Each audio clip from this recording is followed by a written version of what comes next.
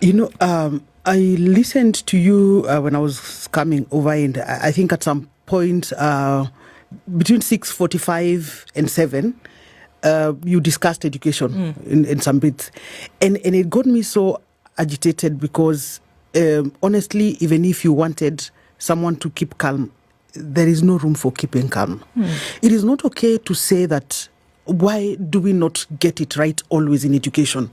Because I've been in this sector for 2 decades now, and have occupied spaces that have moved the sector to where it is now. And I can tell you that there is a certain time when we made progress in this country.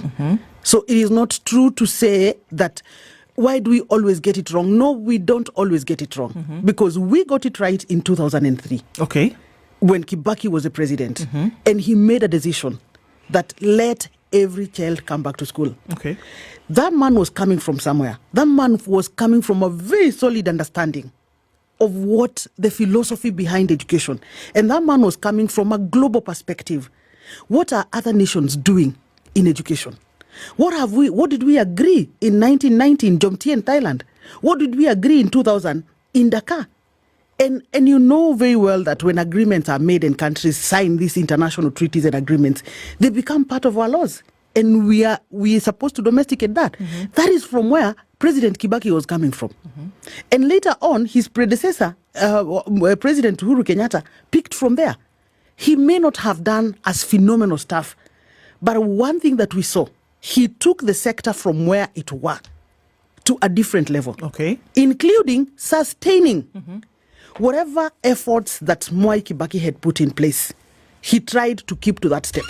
Okay. What do we have now? What do we have now? We have a reverse. Somebody who does not understand the philosophy of education, someone who is a profiteer, exists to make every decision that will add a shilling to his pocket.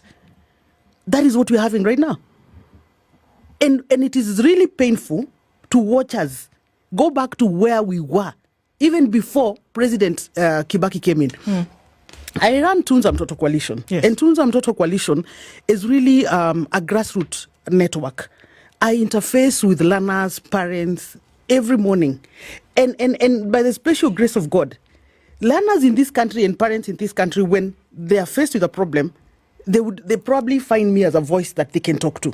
And so every day I receive calls, I receive messages, and and I've been glad because when I speak like this, I know I'm above reproach. Because these are conversations I have had with the CS. These are conversations I have had with Kosgei, the chief of staff of State. I have had these conversations with them. And I have sat in task forces and we have had these conversations. And I'm telling you, right now as we speak, last week, Peter Kibukosi, I'm just giving you this for background. It's fine. So that then even our listeners can understand where exactly are we and what dangers are we faced with and where exactly is the problem. Because, the problem is not the Minister for Education. He has got nothing to do here. He's not aware why money is not being sent to school. And that is a fact. He has got nothing to do. But there's one man sitting in State House pulling every string. He decides what is going to be paid. He decides what is his profit. And we are operating from somebody who thinks that everything in this country should end up in his pocket or in his village. Janet, are you saying that? I am saying that. Oh, you saying? Let me tell you, let me rationalize for me why today we are having BTOC as a PS for education. What is the sector going through? We are going through CBC, all CBE. these transitions and all that. You know that? In my view, very humble view for that matter, I expected someone who at least is familiar with the sector to be the PS education. That's what I expected. But imagine that right now, when we were having all these conversations about CBC, this guy right now being the PS for education was an ambassador somewhere in Pakistan. Just when we want to do the implementation, he was the PS, immigrations and everything else. So remote to the sector. But you know what? The PS for education, the biggest spender of Kenya's budget, has to come from Rift Valley. Let's put That is the criteria. That is the only criteria that we are applying. And that is why we refuse to have conversations with people who are pretending to have conversations with people, but they are mapping out places for where they want to eat. And they have no intention whatsoever to do the right thing. Let me tell you, Why are we changing from NEMIS to KEMIS today? Who are the business people? Who are the owners of KEMIS?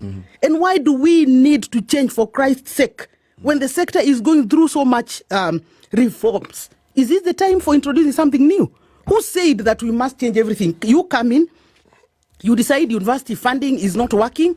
We ask you, what in God's name was not working so that you decided to change to the new funding model? What was not working? Everything was working apart from the fact that you did not have an opportunity to eat. Let me add so something you decide to pretend you're changing so that you can create a gap for you to get your hands into our coffers. It is not acceptable.